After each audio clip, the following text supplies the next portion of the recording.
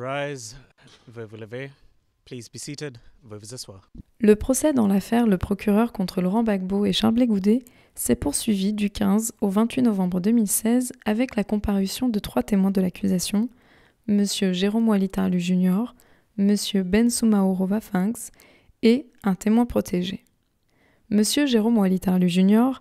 a été présenté à la Chambre du 15 au 22 novembre 2016 et, conformément à la règle 74 qui l'autorise à être conseillé en cas d'auto-incrimination, il a été accompagné d'un avocat, Maître Eken Odoum. Surnommé Junior Gbagbo, le témoin a raconté sa fuite du Libéria à l'âge de 11 ans, ses premières années en Côte d'Ivoire et son expérience aux côtés de l'armée ivoirienne pendant la crise post-électorale. Dans la période 2000-2002, le témoin a dit avoir été membre du Modèle, autrement appelé Lima, un groupe armé qui s'est livré à des combats à l'ouest de la Côte d'Ivoire contre les rebelles de Charles Taylor. Maître Pack, du bureau du procureur, a cherché à déterminer quel lien existait entre les combattants libériens et le gouvernement Gbagbo. Le témoin a seulement expliqué se rendre de nombreuses fois avec son supérieur Oulaye de la Fosse à l'état-major de Côte d'Ivoire pour récupérer des vivres. Okay. So you have...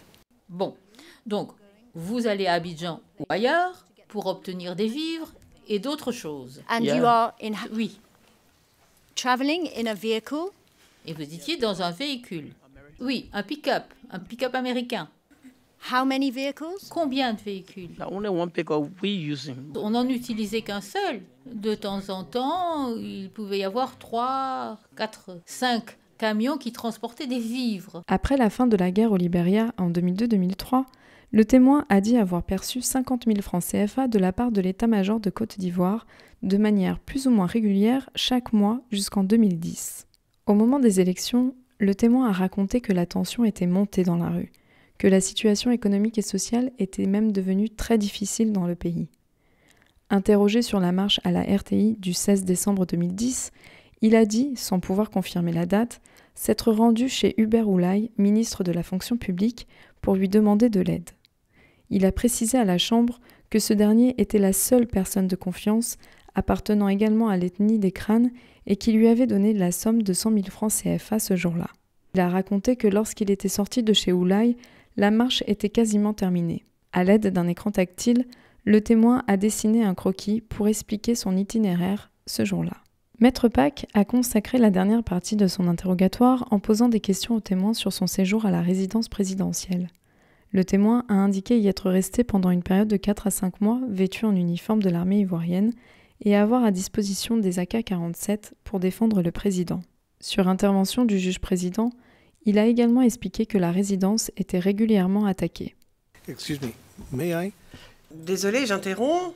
À la page 87, ligne 18, vous dites s'il y avait des assaillants autour de la résidence, on faisait quelque chose, on essayait de les repousser. Alors voilà ma question, y a-t-il eu des assaillants, y a-t-il eu des attaques? Et si tant est qu'il y en a eu, comment avez-vous repoussé les assaillants?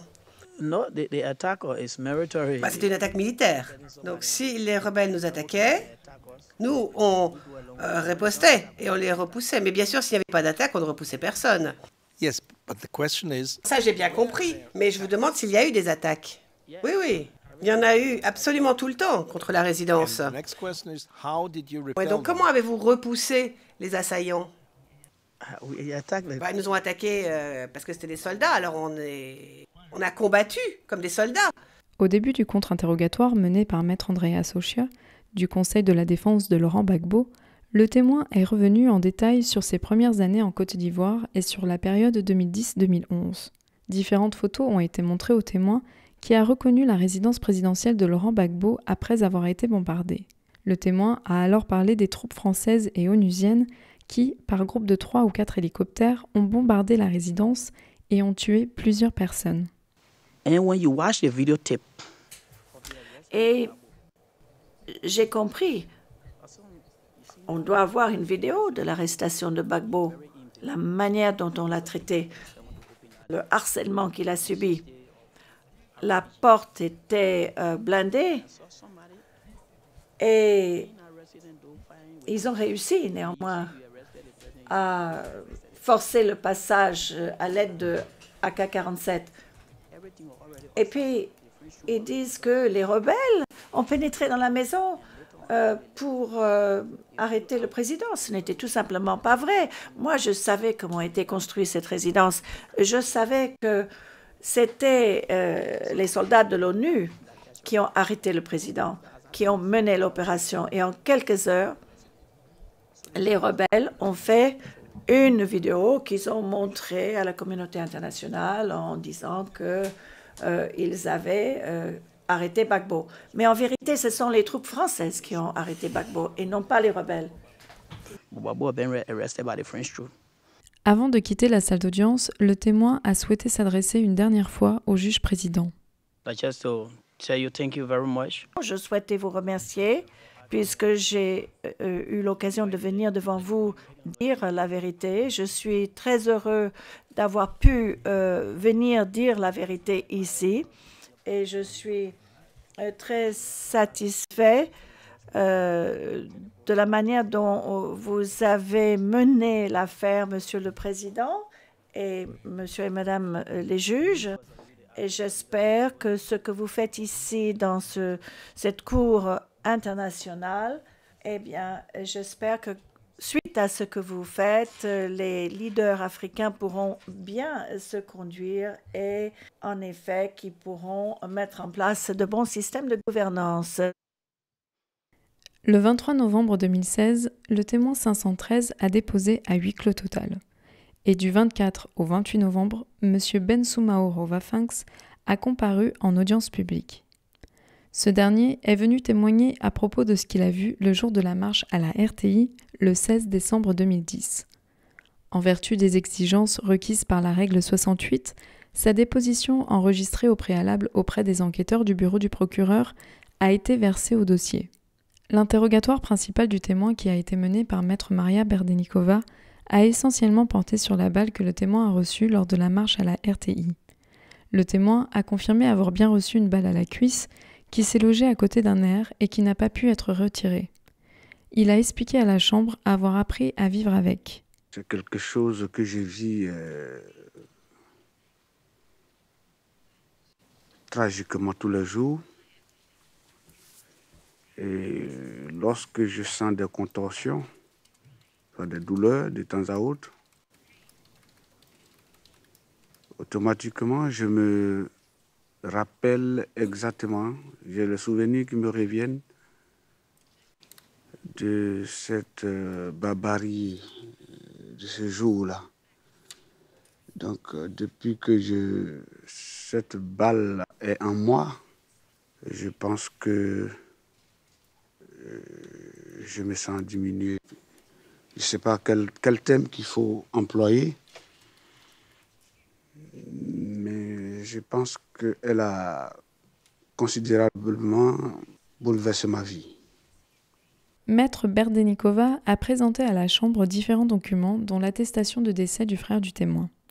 Bien que la date indiquée soit autre, le témoin a assuré que son frère est mort le jour de la marche, le 16 décembre 2010. Il a expliqué qu'avec le chaos qui a régné en Côte d'Ivoire, il n'avait pas eu accès à quoi que ce soit pour déclarer le décès à temps. Pour le Conseil de la défense de Laurent Gbagbo, Maître Andreas Ochia a mené le contre-interrogatoire du témoin en l'interrogeant sur son parti politique, le RDR. Le témoin a expliqué en être membre depuis sa création en 1994 et en être le président du comité de base en charge de mobiliser les personnes. Le témoin a confié qu'il a toujours été difficile pour le comité de base de se réunir et qu'il n'y a que maintenant où les choses se passent mieux. Un des objectifs principaux du RDR était-il de se débarrasser de Gbagbo, de le retirer du pouvoir? Pourquoi nous sommes un parti légalement constitué? L'objectif de mon parti, c'était d'accéder au pouvoir, mais ce n'était pas d'éliminer qui que ce soit ou bien tant du pouvoir, non. Accéder au pouvoir d'une manière démocratique.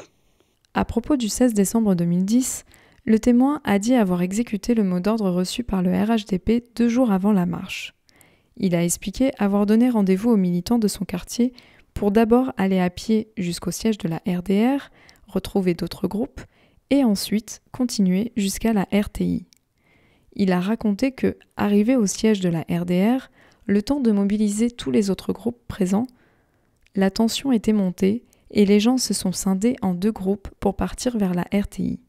Il a dit que c'est lorsque le premier groupe est revenu sur ses pas et au son des coups de feu que tout le monde a commencé à courir. Il s'est alors lui-même caché dans une dalle d'un bâtiment, d'où il a pu assister à différentes scènes. Je crois que je vais vous expliquer le déroulement. Lorsqu'il y a eu mouvement de foule, les jeunes voulaient, les marcheurs voulaient aller à la RTI, nous attendons les consignes. Lorsqu'on n'a pas pu les maîtriser en ce moment, il y a eu le groupe qui s'est scindé en 2. Il y a un groupe qui allait vers, comment on appelle, le lycée technique. Il y a un groupe qui allait vers, comment on appelle, la Corniche. Et les 2 endroits, aussitôt on a vu les mouvements de foule revenir lorsqu'on entendait des tirs. C'est là que j'ai vu mon ami venir vers moi. Moi, chacun se cherchait. J'ai réussi à monter sur la dalle d'un immeuble inachevé qui est à la rue de notre partie, la rue Le Pic. Je suis monté, je suis allé me cacher sur la dalle de cet immeuble. Mais étant maintenant sur la dalle, vous voyez tout ce qui se passe en bas. Donc je voyais ce qui se passait. Voilà. Le contre-interrogatoire par le Conseil de la défense de Charles Blé Goudet a été mené par maître Jean-Serge Bougnon, qui a cherché à connaître l'itinéraire emprunté par les marcheurs. À l'aide d'une carte présentée à l'image, le témoin a décrit les différents parcours des marcheurs. Aucune question supplémentaire des différentes parties n'a été posée. Le procès s'est poursuivi le 29 novembre avec la comparution du témoin P350. All rise, vous vous levez.